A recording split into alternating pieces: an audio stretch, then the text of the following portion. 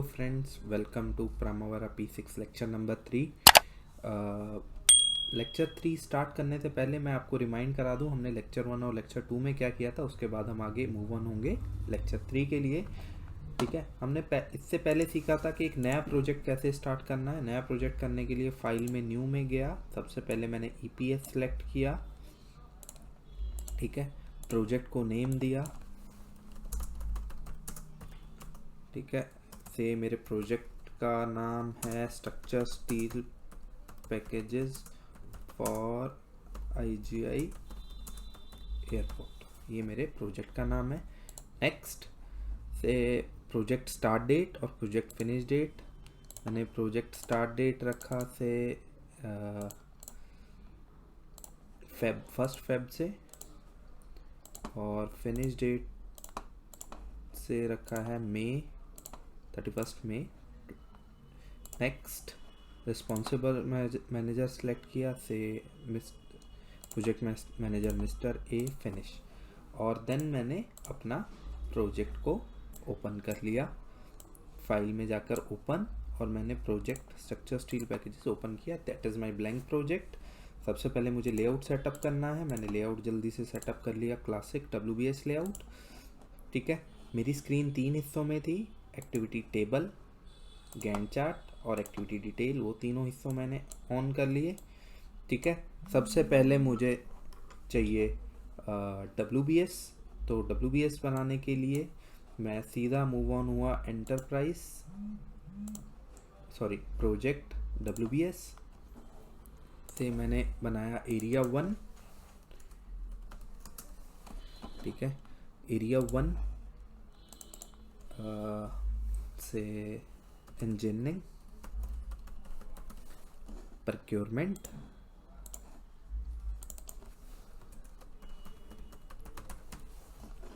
And construction के मेरे 3 हिस्से मैंने अब तक ये सीखा था। प्रामावरा P6 में WBS कैसे क्रिएट करना है, प्रोजेक्ट में जाके WBS, और उसके बाद का स्टेप था कि मुझे एक्टिविटीज़ डालनी है। प्रोजेक्ट में जाकर एक्टिविटीज़ इंजीनियरिंग की एक्टिविटीज़ डाल दी से मैंने, प्रोक्योरमेंट की एक्टिविटीज़ डाल दी, कंस्ट्रक्शन की एक्टिविटीज़ डाल दी। ठीक है, से इंजीनियरिंग की एक्टिविटीज़ को मैं अभी शॉर्ट नेम दे दूं E1, activity E1, activity E2, activity E3। Procurement की P1, P2, P3, और कंस्ट्रक्शन के लिए मैंने एक्टिविटी दे दी C1, C2, C3। यहाँ तक हमने सीखा था। ठीक है, किसी भी प्रोजेक्ट को स्टार्ट कैसे करना है, उसका WBS कैसे डालना है, उसकी एक्टिविटीज़ कैसे डालनी है। डिटेल में आप सीखना चाह रहे हैं तो लेक्चर 1 और लेक्चर 2 का रेफरेंस देखिए। अब आप एक चीज़ देखिएगा, इतना काम करने के बाद अभी मेरा जो एक्टिविटी टेबल्स हैं, इसमें अभी 4 कॉलम्स नज़र आ रहे होंगे आपको। Activity ID, activity name, start और फिनिश। और ये मेरा गैंट चार्ट जो है वो अभी जितनी भी डेट्स हैं वो 1 फरवरी जो प्रोजेक्ट का स्टार्ट डेट था वहाँ से अलाइंड हुई हैं। ठीक है, मैं राइट क्लिक कर रहा हूँ, कॉलम्स। मैंने ड्यूरेशन में एक ऑप्शन आती है ओरिजिनल ड्यूरेशन, इसे सिलेक्टेड ऑप्शन में डाला। ये अवेलेबल ऑप्शंस हैं, सिलेक्टेड ऑप्शन में ओरिजिनल ड्यूरेशन आ गया। तो अब आपको यहाँ पे कॉलम नज़र आ जाएगा ओरिजिनल ड्यूरेशन। ठीक है, मैंने अभी टास्क WBS डाल दिया है, एक्टिविटीज़ डाल दी हैं। अब मेरा काम क्या है कि सबसे पहले अभी देखिएगा ये 5 डेज अगर बाय डिफ़ॉल्ट लिया है। अगर मैं इसे कोई भी ड्यूरेशन दूँ, मैंने 20 डेज ड्यूरेशन दिया, तो ये 1 फरवरी से स्टार्ट होकर 23 फेब तक जा रहा है। तो सबसे पहला काम क्या है कि ये जो ड्यूरेशन कैलकुलेट करेगा ये कैलेंडर को फॉलो करेगा। ठीक है, टास्क शीट, ये काम कैलेंडर आप प्रोजेक्ट स्टार्ट करने से पहले भी बना सकते हैं, या आप ड्यूरिंग प्रोजेक्ट बना लीजिए और बाद में असाइन कर लीजिए। ठीक है, अगर आप जनरल में जाएंगे तो यहाँ पे आपको एक्टिविटी कैलेंडर नज़र आ रहा होगा। अभी ये डिज़ाइन मास्टर लगा हुआ है। आप इस डिज़ाइन मास्टर कैलेंडर को भी अपडेट कर सकते हो, या कोई XYZ न्यू कैलेंडर भी क्रिएट कर सकते हो। उसके लिए आपको क्या करना है, एंटरप्राइज में जाना है, ऑप्शन आएगी कैलेंडर की। कैलेंडर में या तो मैं डिज़ाइन मास्टर का कैलेंडर को मॉडिफाई करूं। अभी आप ये देखिए, इसमें फ्राइडे ऑफ है, मैं वर्क कर दूं, सैटरडे संडे वर्क, सब कुछ वर्क है। 26 जनवरी हॉलीडे है तो मैंने इसे नॉन वर्क कर दिया, ठीक है। वर्क, देन अगेन वर्क, मार्च में वर्क, वर्क, ठीक है। अब ये आपके ऊपर है कि आप, जैसे मुझे 14 अप्रैल नॉन वर्क करना है, बसंत की छुट्टी, ठीक है। जो भी आपका कैलेंडर है आप उसे नॉन वर्क और वर्क में असाइन करेंगे। अगर आपको संडे ऑफ करना है तो आपको कुछ नहीं करना संडे को सिलेक्ट करना है, नॉन वर्क कर देना है। या जो भी, मैं यहाँ पे न्यू ईयर की हॉलीडे डाल रहा हूँ, नॉन वर्क कर दिया, ठीक है।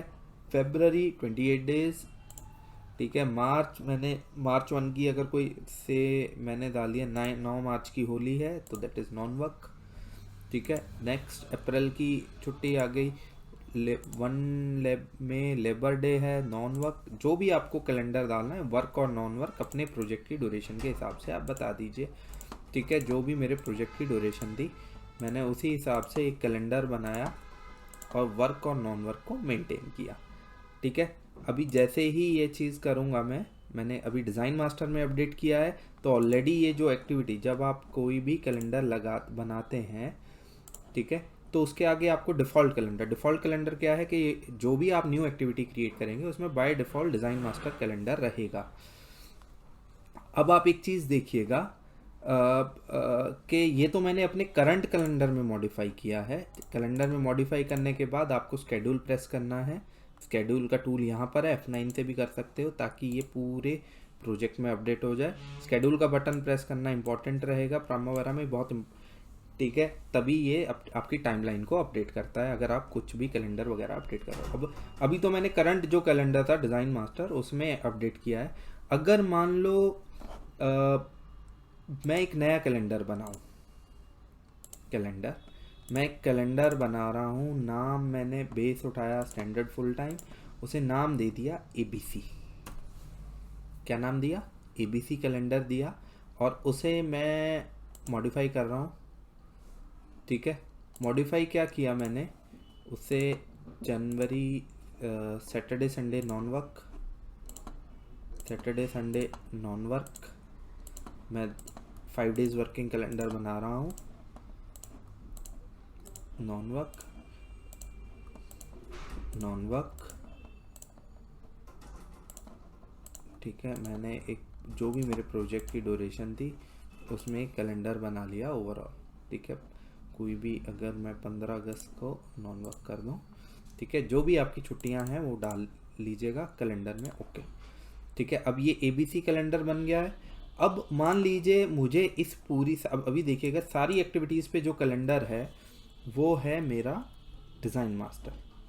अब मुझे इसे अपडेट करना है इस कैलेंडर। अब या तो मैं एक काम करूं कि हर एक्टिविटी को सिलेक्ट करूं और कैलेंडर उठा के बताऊं कि जी मेरा ABC कैलेंडर मैं असाइन कर रहा हूं, ठीक है। बट ये अब हज़ारों एक्टिविटीज़ हैं, हज़ारों एक्टिविटीज़ में एकदम कैलेंडर कैसे अपडेट होगा वो देख लीजिए कि अब सारी की सारी एक्टिविटीज़ में एक क्लिक में कैलेंडर कैसे अपडेट करना है। तो आपको टूल्स में जाना होगा, ठीक है। टूल्स में एक ऑप्शन आती है ग्लोबल चेंजेस की, ग्लोबल चेंजेस पे जाइए, न्यू में ही आपसे 2 पैरामीटर पूछेगा। वेयर, मैंने पहला पैरामीटर बताया कैलेंडर इज डिज़ाइन मास्टर, जहाँ कैलेंडर है डिज़ाइन मास्टर, और वहाँ पर मैं ऐड क्या कर रहा हूँ, calendar to this ABC, okay। where the calendar is under design master, then जहाँ पे मुझे जो चेंजेस वैल्यू रिफ्लेक्ट करानी है वो बताया, ओके। अप्लाई चेंजेस, देखिएगा वो ऑटोमेटिकली बताएगा ये एक्टिविटीज़ हैं, इस एक्टिविटीज़ में ओल्ड वैल्यू थी डिज़ाइन मास्टर की और न्यू वैल्यू आ गया आपका ABC calendar. Save changes, commit changes, no, close. तो अब आप हर एक्टिविटी में देख सकते हो जो कैलेंडर लगा है वो है ABC कैलेंडर, ठीक है। तो that's how you can update a calendar in your activities, ठीक है। अब क्योंकि कैलेंडर बहुत इंपॉर्टेंट है, क्योंकि जो भी आप ड्यूरेशन बताओगे प्रोजेक्ट में, जो भी ड्यूरेशन बताओगे, मैंने 25 दिन ड्यूरेशन बताई है, 40 45 दिन जो भी ड्यूरेशन बताई उसकी स्टार्ट और एंड डेट जो कैलकुलेट करेगा वो आपको कैलेंडर को रेफर करेगा, कैलेंडर के अकॉर्डिंगली उस डेट्स को वो कैलकुलेट करेगा। ठीक है, तो जो एक कैलकुलेशन होगी जैसे 1 से 7, अभी ये मेरा 5 डेज कैलेंडर लगा है। ठीक है, तो ये 1 फरवरी से अगर स्टार्ट हो रहा है तो 7 फरवरी तक जा रहा है, क्योंकि मेरा कैलेंडर क्या है, मेरी 2 छुट्टियां हैं, सैटरडे संडे। अगर मैं इसे गैंट चार्ट में आपको दिखाऊं, ठीक है, तो आपको अभी मेरी एक्टिविटी सारी 1 फरवरी को अलाइंड है। ठीक है, इसके बाद का नेक्स्ट स्टेप क्या है कि मुझे ड्यूरेशन को डिटरमाइन करना है, ड्यूरेशन डालनी है अपनी एक्टिविटीज़ की, और देन इसका सीक्वेंस मेंटेन करना है। ठीक है, अब ड्यूरेशन डालने के लिए, ठीक है, अब आगे मैं आपको ट्रिक्स बताऊंगा जब रेट एनालिसिस करेंगे हम, कि हमें ये जो एक्टिविटीज़ की ड्यूरेशन को एस्टिमेट किस तरह करना है, क्योंकि जो ड्यूरेशन है that is directly proportional to your resource assignment. ठीक है, जब आप रिसोर्स असाइन करेंगे तो नंबर ऑफ लेबर्स, जितनी लेबर बढ़ाएंगे उतनी ड्यूरेशन कम होगी। तो ये एक ड्यूरेशन की जो कैलकुलेशन है ये हम डिटेल में करेंगे आगे रेट एनालिसिस में। अभी से मैंने ड्यूरेशन बता दिया कि ये 5 दिन की एक्टिविटी है, ये 8 दिन की एक्टिविटी है, ये 6 दिन की एक्टिविटी है, ये 15 दिन की एक्टिविटी है, ये 4 दिन की एक्टिविटी है, ये 9 दिन की एक्टिविटी है, ये 10 दिन की है। ठीक है, ये 12 दिन की एक्टिविटी है, ये 20 दिन की एक्टिविटी है, ये 4 दिन की एक्टिविटी है। मैंने क्या किया, कोई भी प्रोजेक्ट उठाया का एक WBS बनाया, एक्टिविटीज़ डाली और एक्टिविटीज़ डालने, अभी एक्टिविटीज़ डाली और एक्टिविटीज़ डालने के बाद उसकी मैंने एक ड्यूरेशन डिटरमाइन की है। अभी एक चीज़ देखिएगा कि P6 में हमने जो प्रोजेक्ट की स्टार्ट डेट बताई थी उसके हिसाब से हमारी स्टार्ट डेट आ गई है, और एंड डेट ये इस ड्यूरेशन के हिसाब से कैलकुलेट कर रहा है। अब जो नेक्स्ट स्टेप है वो नेक्स्ट स्टेप बहुत इंपॉर्टेंट है। नेक्स्ट स्टेप क्या है कि जी मुझे यहाँ पे 2 चीज़ें नज़र आ रही हैं, देखिएगा एक्टिविटी डिटेल्स में। ठीक है, प्रीडिसेसर और सक्सेसर। मैं क्या करता हूँ, एक्टिविटी डिटेल्स में से ये दोनों चीज़ें हटाकर, प्रीडिसेसर सक्सेसर हटाकर, और रिलेशनशिप को ले आता हूँ। आप प्रीडिसेसर सक्सेसर से भी काम चला सकते हो अलग अलग, मैं रिलेशनशिप को ले आऊँगा। रिलेशनशिप में मुझे दोनों ऑप्शन नज़र आएंगी, प्रीडिसेसर भी और सक्सेसर भी। कैसे किया, मैंने राइट क्लिक किया यहाँ पर कस्टमाइज एक्टिविटी डिटेल, और मैंने रिलेशनशिप प्रीडिसेसर सक्सेसर को लेफ्ट पे अलाइन कर दिया, और यहाँ से रिलेशनशिप को ले आया हूँ अपने डिस्प्ले टैब्स में। तो मेरा डिस्प्ले टैब में आ गया है रिलेशनशिप। ठीक है, तो सबसे पहले समझेंगे रिलेशनशिप है क्या। ठीक है, तो रिलेशनशिप को समझने के लिए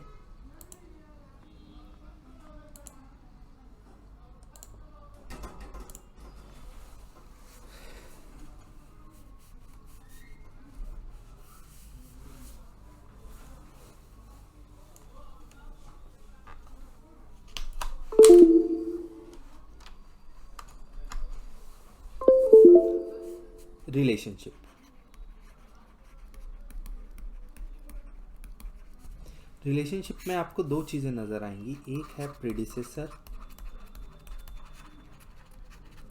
2 है सक्सेसर।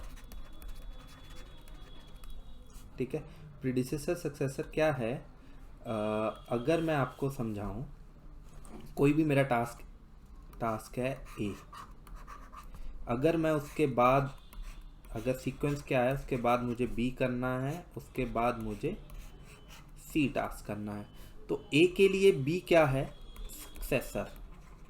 सक्सेसर मतलब बाद की। B के लिए C क्या है, दिस इज ऑल्सो सक्सेसर।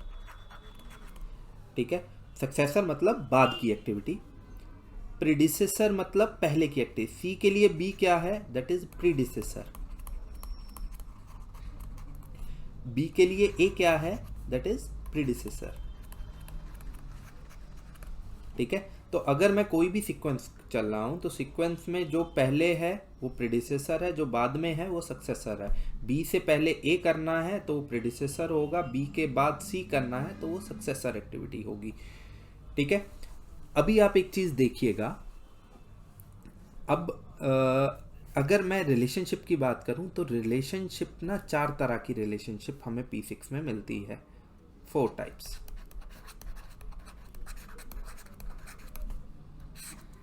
ठीक है। वो 4 टाइप्स क्या हैं? अगर मैं सबसे पहली टाइप्स को डिस्कस करूं, फर्स्ट है फिनिश टू स्टार्ट, जिसे हम बोल देते हैं FS। मान लो एक एक्टिविटी A है, इसके फिनिश होने के बाद मैं B एक्टिविटी स्टार्ट करना चाह रहा हूँ। तो A के बाद कौन सी एक्टिविटी हो रही है? B। तो A के फिनिश होने के बाद हो रही है, फिनिश होने के बाद स्टार्ट करनी है, तो that is finish to start. इसके बीच में पॉजिटिव और नेगेटिव लैग हो सकता है, ठीक है। लैग का क्या मतलब है? मान लो A की ड्यूरेशन है 10 दिन और B की ड्यूरेशन है 5 दिन। अगर मैं इसे 1 जनवरी को स्टार्ट कर रहा हूं तो ये 10 जनवरी को फिनिश होगी, 10 दिन, ठीक है। और ये 11 जनवरी को स्टार्ट होकर 15 जनवरी को फिनिश होगी। तो अभी इन दोनों के बीच में, फिनिश और स्टार्ट के बीच में 0 लैग है।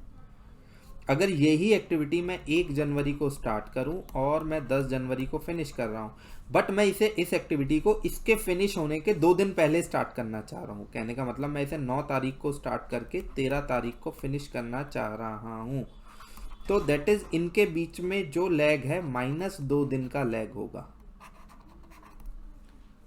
ठीक है। अब यही अगर मैं इसी एक्टिविटी को 1 जनवरी को स्टार्ट करके 10 जनवरी को फिनिश करूं और इस एक्टिविटी को 16 जनवरी को स्टार्ट करके 20 जनवरी को फिनिश करता हूं, तो आप अगर इन दोनों के बीच में देखेंगे तो देयर आर 5 डेज लैग होगा पॉजिटिव में। तो अब आप P6 की स्क्रीन पर आते हैं।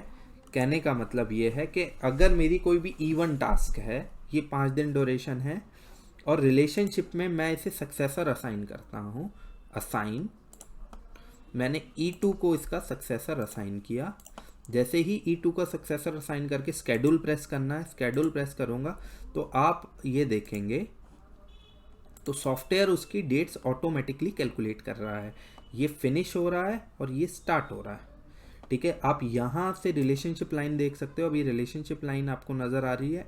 तो इसका रिलेशन, इसका सक्सेसर क्या हो गया? ऑटोमेटिकली मैंने असाइन किया E2, E1 का सक्सेसर हो गया E2 और E2 से पहला काम कौन सा हो गया है? E1। तो प्रीडिसेसर, आप मैंने जैसे ही इसे सक्सेसर बताया, इसने प्रीडिसेसर को ऑटोमेटिकली कैलकुलेट कर लिया है, ठीक है। मैं एक किसी भी E1 के बाद E2 और E3 2 टास्क स्टार्ट कर सकता हूं, ठीक है। ये देखिएगा E1 के बाद मैं E2 और E3 मैंने 2 टास्क स्टार्ट किए। तो E1 के लिए सक्सेसर क्या हो गया? E2 और E3, और E2 के लिए प्रीडिसेसर क्या है? E1, और E3 के लिए भी प्रीडिसेसर क्या है? E1। अब आप एक चीज़ देखिएगा, यहाँ पे रिलेशनशिप की ऑप्शन दे रहा है। ये रिलेशनशिप आपको क्या रखना है? Finish to start, finish to finish, 2 activities को अगर साथ साथ फिनिश करना है तो फिनिश टू फिनिश है, 2 एक्टिविटीज़ को एक साथ स्टार्ट करना है तो स्टार्ट टू स्टार्ट है, एक एक्टिविटी को स्टार्ट करने के बाद दूसरी एक्टिविटी को फिनिश करना है तो SF रिलेशनशिप है। मैं बाय डिफ़ॉल्ट रिलेशन FS की बात कर रहा हूँ। और यहाँ पे हम पिट करते हैं लैग, कि E1 के फिनिश होने के 5 दिन बाद मैं E2 को स्टार्ट करूँ, तो आप ये देखेंगे दैट्स इट। E1 को फिनिश करने के 5 दिन बाद मैं E2 को स्टार्ट कर रहा हूं, तो आप ये देखिएगा तो 1 से 7 तक तो मेरा E1 हुआ, तो 5 दिन का लैग है। 5 दिन लैग उसने कैलेंडर के हिसाब से कैलकुलेट किया तो 15 फरवरी तक पहुंच रहा है, 15 से 24 तक चली गई इसकी ऑटोमेटिकली डेट्स। ये इसमें अभी लैग 0 है, तो ये इसके फिनिश होते ही फौरन बाद ये काम स्टार्ट हो रहा है, ठीक है। तो हमें क्या करना है कि जैसे ही मैंने एक प्रोसेस डाला, प्रोसेस डालने के बाद उसकी एक ड्यूरेशन एस्टिमेट करनी है और उसका सीक्वेंस बताना है। सीक्वेंस में क्या होगा? सीक्वेंस में मैं सक्सेसर बताता जाऊंगा, प्रीडिसेसर ये ऑटोमेटिकली कैलकुलेट करता जाएगा जैसे ही, और उसमें आपको लैग और लीड मेंटेन करना है कि किसके कितने दिन बाद मैं कौन सा काम स्टार्ट कर रहा हूँ, ठीक है। अगर मैं रिलेशनशिप की बात करूँ तो अगर मैं रिलेशनशिप की बात करूं तो पहली ऑप्शन मैंने अभी आपको एक्सप्लेन की कि फिनिश टू स्टार्ट है। दूसरी ऑप्शन हमारे पास मिलती है SS, that is start to start, के 2 काम अगर मुझे एक साथ स्टार्ट करने हो, एक एक्टिविटी A है और एक एक्टिविटी B है, कि दोनों कामों को मैं पैरेलली स्टार्ट करना चाह रहा हूं, ठीक है, दो पैरेलल टास्क स्टार्ट करने के लिए आप ये दे सकते हैं। और स्टार्ट के बीच में कितना लैग देना है, तो पॉजिटिव नेगेटिव लैग जो होगा वो स्टार्ट और स्टार्ट के बीच में होगा। एक एक्टिविटी को स्टार्ट करने के कितने दिन बाद आप दूसरी एक्टिविटी स्टार्ट करना चाह रहे हो। तीसरा रिलेशन आता है आपका फिनिश टू फिनिश, ठीक है, F F finish to finish, ठीक है। अब एक एक्टिविटी ए है और एक एक्टिविटी बी है, दो एक्टिविटीज को आप पैरेलली फिनिश करना चाह रहे हो, दो एक्टिविटीज को आप पैरेलली फिनिश करना चाह रहे हो, तो आप ये रिलेशन फॉलो करोगे। तो पैरेलल फिनिश करना, इसे मैं कह दूं पैरेलल स्टार्ट करना, और इसे कहेंगे पैरेलल फिनिश करना। और फिनिश में आप कितना लैग देना चाह रहे हो, एक एक्टिविटी फिनिश होने के दूसरी एक्टिविटी कब फिनिश हो, तो उसमें भी फिनिश में आप पॉजिटिव नेगेटिव लैग दे सकते हो। चौथी ऑप्शन है, बहुत रेयरली यूज होती है, that is SF, that is start to finish, ठीक है। एक एक्टिविटी ए है और एक एक्टिविटी बी है, ये एक्टिविटी तभी स्टार्ट होगी जब एक एक्टिविटी फिनिश होगी, ठीक है। तो ये मतलब बहुत रेयर रिलेशन दिया जाता है, बट ये तब होगा जब एक एक्टिविटी का फिनिश, एक एक्टिविटी का स्टार्ट दूसरी एक्टिविटी के फिनिश पे डिपेंड करता हो, तब हम ये वाला लॉजिक देंगे, ठीक है। आगे मैं आपको एक एक्सरसाइज दिखाता हूँ कि रिलेशनशिप को P6 में किस तरह देना है। देखिए, मैंने कुछ एक ये डाटाबेस क्रिएट किया है P6 में, मैंने WBS ये डाला और WBS में ये एक्टिविटीज़ डाली, ठीक है, और ये ड्यूरेशन डाला। ये टेलीपोफार्मा मेरे पास है, ठीक है, ये मैं आपसे शेयर कर रहा हूँ डिस्क्रिप्शन में, इसे आप डाउनलोड कर सकते हो, ठीक है। ये मेरा WBS हो गया, ये मेरी एक्टिविटीज़ हो गई, ठीक है, ये मेरी ड्यूरेशन हो गई, ये मैं P6 में डाल चुका हूँ, ठीक है। अब मेरा काम क्या है कि मुझे ये कुछ सक्सेसर्स गिवन है, जैसे लेआउट एंड मार्किंग के लिए सक्सेसर क्या गिवन है, 4 number, 5 number, 17 number, 26 number, 44 number, 4 number, 5 number, 17 number और 46 नंबर। तो ये नंबर गिवन है, तो दिस इज़ फॉर सक्सेसर, ठीक है। मुझे ये सक्सेसर असाइन करने हैं P6 में, और मुझे ये ड्यूरेशन चाहिए प्रोजेक्ट की। ओवरऑल ड्यूरेशन कितनी आनी चाहिए, 94 डेज, ठीक है। अगर मैं इस वक्त दिखाऊं, अभी जस्ट मैंने एक डाटाबेस की डाटा एंट्री की है, WBS डाल दिया, एक्टिविटीज़ डाल दी, ठीक है, और मैंने अपने प्रोजेक्ट का स्टार्ट डेट 24 जून, मैं अगर आपको डाटाबेस में दिखाऊं, ये 24 जून 16 है, मैं 24 जून 22 की बात कर रहा हूं, तो मैंने 24 जून 22 के हिसाब से इसे स्केड्यूल कर लिया। तो इसकी स्टार्ट डेट देखिएगा, सारी एक्टिविटीज़ की 24 जून है। P6 में डेट्स हम मैनुअली इनिशियली नहीं बताएंगे, हम पूरा का पूरा स्केड्यूल ड्राइव करेंगे लॉजिक बताकर। लॉजिक बताकर किस तरह, जैसे लेआउट एंड मार्किंग है, ठीक है। तो लेआउट एंड मार्किंग में अगर आप ये देखें, यहाँ पे ऑप्शन आ रही है सक्सेसर की, मुझे सक्सेसर क्या असाइन करना है, मुझे लेआउट एंड मार्किंग का सक्सेसर क्या असाइन करना है, 4 नंबर, 4 नंबर है ब्लॉक वर्क फॉर टॉयलेट, मुझे कुछ नहीं करना, असाइन सक्सेसर, ये सक्सेसर की विंडो आएगी। तो मैंने एक सबसे पहले बताया ब्लॉक वर्क फॉर टॉयलेट, और दूसरा कौन सा है, 5 number block work for AHU, 5 number block work for AHU, ठीक है। तीसरा कौन सा है, 17 नंबर, 17 नंबर है layout and marking for work station electrical में, ठीक है, इलेक्ट्रिकल में layout and marking for work station. उसके बाद है मेरा 26 नंबर, 26 नंबर क्या है, फायर फाइटिंग में पाइप लेइंग, फायर फाइटिंग में पाइप लेइंग, ठीक है। फिर उसके बाद कौन सा है, उसके बाद है मेरा 44 नंबर, 44 नंबर एक्टिविटी कौन सी है, 44 नंबर एक्टिविटी है फ्लोरिंग फॉर ऑट्रियम, ठीक है। मैंने कौन सा असाइन किया, असाइन फ्लोरिंग फॉर ऑट्रियम। ये सब सक्सेसर असाइन करने के बाद जस्ट आपको क्या करना है, स्केड्यूल प्रेस करना है, ठीक है। तो आप ये रिलेशनशिप देख सकते हो,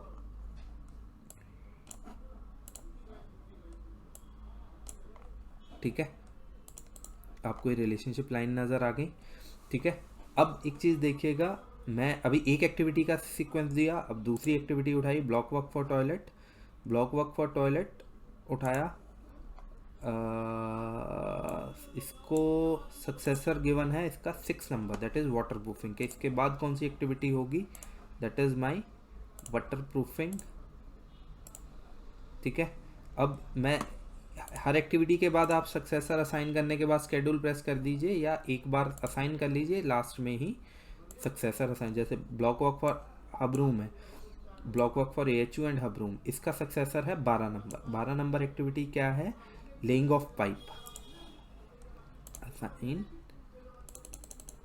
laying of pipe for drainage and vent. ठीक है, आप इसे क्लोज कर दीजिए। फिर मैं आ गया वाटर प्रूफिंग पर। वाटर प्रूफिंग का सक्सेसर क्या है, that is 7 number, that is PCC, and 13 number that is laying of water supply. ठीक है, इसका है 7 नंबर PCC और लेइंग ऑफ वाटर सप्लाई, इन दोनों को असाइन किया, स्केड्यूल प्रेस कर दिया। ठीक है, अब उसके बाद मैं आ गया PCC पर। ठीक है, PCC फॉर टॉयलेट, इसका कोई सक्सेसर नहीं है। ठीक है, किसी का अगर सक्सेसर नहीं है उसे किस तरह क्लोज करना है हम आगे समझेंगे। ठीक है, जब इसका मैं एक पूरे स्केड्यूल को रिव्यू करूंगा तब मैं आपको बताऊंगा कि जो ओपन एंड एक्टिविटीज़ हैं उन्हें किस तरह हैंडल करना है। ठीक है, IPS फ्लोरिंग का सक्सेसर है 9 नंबर, 9 नंबर है miscellaneous. IPS flooring that is miscellaneous, miscellaneous का है project completion, sorry completion of civil work, civil of completion का है प्रोजेक्ट कंप्लीशन। स्केड्यूल, मैंने ये स्केड्यूल कर दिया। ठीक है, उसके बाद मैं प्लम्बिंग पे आया। प्लम्बिंग का है जैसे ही लेइंग ऑफ पाइप्स के बाद मुझे एक काम करना है 6 number, that is water proofing. ठीक है, इसके बाद मुझे काम करना है वाटर प्रूफिंग का, असाइन स्केड्यूल। क्लियर। तो अगर आप ये देखेंगे जैसे जैसे मैं स्केड्यूल को अपडेट करता जाऊंगा, देखो इसने ऑटोमेटिकली जो भी मैंने लॉजिक दिया उसके हिसाब से इसको ड्यूरेशन कैलकुलेट कर ली है कि इसकी ड्यूरेशन है 16 दिन सिविल वर्क की। अब इसी तरह जैसे अब मैं प्लम्बिंग का मैंने लेइंग ऑफ फर्स्ट एक्टिविटी है लेइंग ऑफ पाइप का मैंने सक्सेसर बताया, और उसके बाद जैसे लेइंग ऑफ वाटर सप्लाई है इसका सक्सेसर है 14 नंबर। लेइंग ऑफ पाइप के बाद होगा, ठीक है, टेस्टिंग। ठीक है, टेस्टिंग के बाद होगा मेरा कंप्लीशन, और एक काम और करना होगा, मुझे RO को सप्लाई देनी होगी फ्रेश वाटर की। ठीक है, अब एक इम्पॉर्टेंट क्वेश्चन है कि जब आप ये सीक्वेंस ड्राफ्ट करेंगे कि ये इनपुट कौन देगा। देखिए कि ये कंप्लीट इनपुट आता है, अगर मैं बात करूं कि सिविल वर्क है, सिविल वर्क का जो इनपुट होगा सीक्वेंस देगा, सिविल वर्क का जो कॉन्ट्रैक्टर होगा ना वो आपको कंप्लीट डिटेल देगा कि वो अपनी एक्टिविटीज़ और अपनी एक्टिविटीज़ का सीक्वेंस बताएगा। ठीक है, और जैसे प्लम्बिंग का कॉन्ट्रैक्टर है तो प्लम्बिंग का कॉन्ट्रैक्टर अपनी एक्टिविटीज़ का सीक्वेंस बताएगा, भाई लेइंग ऑफ पाइप पहले करूंगा, उसके बाद लेइंग ऑफ वाटर सप्लाई होगी, वाटर सप्लाई के बाद टेस्टिंग होगी, टेस्टिंग के बाद मैं कंप्लीशन ऑफ प्लम्बिंग वर्क करूंगा। ठीक है, इसमें आप एक चीज़ देखिएगा, एक चीज़ और आपका कॉन्ट्रैक्टर इनपुट देगा। जैसे अब आप ये समझ लीजिए RO वाटर सप्लाई, RO का कोई कॉन्ट्रैक्टर है, ठीक है, उसने क्या किया भाई, उसने अपनी एक्टिविटीज़ की detail the, supply of RO system, pipe pump होगा, इंस्टॉलेशन ऑफ सिस्टम होगा, टेस्टिंग होगी और कमिश्निंग होगी। तो वो अपनी एक सीक्वेंस बताएगा कि भाई सप्लाई ऑफ RO के बाद मैं इंस्टॉलेशन ऑफ सिस्टम करूँगा, इंस्टॉलेशन ऑफ सिस्टम के बाद मैं टेस्टिंग करूँगा, और टेस्टिंग के बाद मैं कंप्लीशन ऑफ RO वर्क करूँगा। एक चीज़ और बताएगा, वो अपने सप्लाई से पहले उसने एक चीज़ और बताई कि मैं सप्लाई से पहले 14 नंबर वर्क हो जाना चाहिए। मतलब सप्लाई से पहले कौन सा 14 नंबर वर्क का हो जाना चाहिए, 14 नंबर ऑफ वर्क है मेरा testing and commissioning of water supply line, कि मतलब RO का काम स्टार्ट होने से पहले मेरा ये काम कंप्लीट हो जाना चाहिए, तभी RO का काम स्टार्ट कर सकता हूँ। तो ये सारा का सारा कॉन्ट्रैक्टर इनपुट है। तो कॉन्ट्रैक्टर, अगर आप कॉन्ट्रैक्टर हैं तो आपको अपने क्लाइंट को ये अपनी डिटेल्स देनी है, जिसमें आप WBS और एक्टिविटीज़ का सीक्वेंस लगाकर एक ड्यूरेशन कैलकुलेट करते हो। ठीक है, तो अब मैं रिटर्न आता हूँ अपने प्रोजेक्ट पर। तो ये इंपॉर्टेंट है कि this is a contractor input. ठीक है। ये कॉन्ट्रैक्टर इनपुट, जो भी आप कॉन्ट्रैक्टर है वो अपने क्लाइंट को इनपुट देगा अपने वर्क प्रोसेस की। हम जो ये लॉजिक बता रहे हैं ये हम अपना वर्क प्रोसेस डिफाइन कर रहे हैं कि how you are going to execute that project. आपकी एक्टिविटीज़ का सीक्वेंस क्या होगा। जब सीक्वेंस मेंटेन करेंगे तो उसमें प्रेडिसेसर और सक्सेसर दो ही चीज़ें हैं, प्रेडिसेसर पहले वाली और सक्सेसर बाद वाली, और वो उसके बीच का रिलेशन किस तरह होगा वो आपको देखना होगा। ठीक है। अब तक मैंने कर लिया था प्लम्बिंग तक काम, प्लम्बिंग कंप्लीशन हो गया है। अब मैं आ गया हूँ इलेक्ट्रिकल वर्क पे। ठीक है। कंप्लीशन के बाद मैंने एक और साइन कर दिया प्रोजेक्ट कंप्लीशन। प्लम्बिंग मेरा कंप्लीट हो गया। जैसे ही प्लम्बिंग कंप्लीट हुआ इसकी ड्यूरेशन 10 आ गई, इसकी 16 आ गई। अब मैं आगे बढ़ जाऊंगा इलेक्ट्रिकल पर। इलेक्ट्रिकल में मैं चेक कर रहा हूँ इलेक्ट्रिकल में layout and marking for work station. इसका सक्सेसर क्या है 18 नंबर 19 नंबर। 18-19 क्या है, लेआउट एंड मार्किंग के बाद रेजवे इंस्टॉलेशन होगा और फिक्सिंग ऑफ कॉन्डक्ट्स होंगी। मैं जल्दी से ये असाइन कर दूं। लेइंग ऑफ इलेक्ट्रिकल में लेइंग ऑफ मार्किंग के बाद जो काम होगा वो रेजवे इंस्टॉलेशन होगा और फिक्सिंग ऑफ कॉन्डक्ट होंगी। ये तो आपको नज़र आ रहा है, ये है 18-19। उसके बाद एक और गिवन है 33 number finish to start with 2 days lag. 33 number is this, मतलब सीसीटीवी में जो लेइंग ऑफ कॉन्डक्ट है वो 2 दिन के लैग के साथ होगा। तो उसे किस तरह P6 में इनपुट करना है, मैंने डायरेक्टली जाके सीसीटीवी में लेइंग ऑफ कॉन्डक्ट को सिलेक्ट किया और लेइंग ऑफ कॉन्डक्ट और 2 दिन का लैग दे दिया। ठीक है। और इसी तरह इसमें एक और है, दैट इज़ अवर 38 नंबर है मेरी laying of conduct for PA system, और इसमें भी 2 दिन का लैग है। इस तरह मैं पूरे प्रोजेक्ट को सक्सेसर बताता चलूँगा। इसी हिसाब से मेरे प्रोजेक्ट की ड्यूरेशन आनी चाहिए 94 डेज। ठीक है। 94 डेज। जैसे मैंने सिविल का कंप्लीट किया तो इसकी 16 आ गई, प्लम्बिंग का कंप्लीट किया तो इसकी 10 डेज आ गई, इलेक्ट्रिकल का कंप्लीट करूंगा तो इलेक्ट्रिकल की जो ड्यूरेशन होगी वो आ जाएगी। तो ये सॉफ्टवेयर प्रैक्टिस के लिए कि लॉजिक किस तरह देना है, तो आप ये वाली एक्सरसाइज कर सकते हो। मैं ये एक्सरसाइज, ये PDF आपको डिस्क्रिप्शन में लिंक होगा, वहाँ से डाउनलोड कर सकते हो। ठीक है। या आप मुझे अपनी मेल ID सेंड कर दीजिए कमेंट्स में, मैं आपको ये टास्क शीट शेयर कर दूंगा। जब ये 94 डेज ड्यूरेशन आ जाएगी, इसके बाद क्या करना है वो हम नेक्स्ट लेक्चर में समझेंगे। इस लेक्चर में हमने क्या समझा कि एक WBS क्रिएट कर लिया हमने, एक्टिविटीज़ डाल दी, एक्टिविटीज़ डालने के बाद ड्यूरेशन डाल दी, और उसके बाद रिलेशनशिप कैसे अपडेट करना है। इसके साथ साथ हमने एक और चीज़ सीखी थी कि कैलेंडर किस तरह अपडेट करना है एक्टिविटीज़ में। तो आप ये लेक्चर रिव्यू कीजिए और प्रैक्टिस कीजिए। अगर आपको कोई भी डाउट आता है तो आप मेरे से कांटेक्ट कर सकते हैं गिवन नंबर्स पर, और आप कमेंट्स में अपनी मेल ID शेयर कर दीजिए, मैं आपको टास्क शीट शेयर कर देता हूँ ये। ठीक है। एक बार आप ये एक्सरसाइज करेंगे तो आपको काफ़ी कॉन्फिडेंस आएगा कि P6 में हाँ आप कुछ काम स्टार्ट कर सकते हो। ठीक है। उसके बाद इसकी जो कंप्लीट टेक्निकलिटीज़ हैं कि जैसे अब एक जो टाइमलाइन बन के आएगी उसे किस तरह रिव्यू करना है, उसे एडिट किस तरह करना है, उसके साथ रिसोर्सेज किस तरह असाइन करने हैं, बेसलाइन किस तरह फ्रीज करना है, देन ट्रैकिंग किस तरह करनी है, ये हम आगे लेक्चर्स में पढ़ेंगे। Thank you.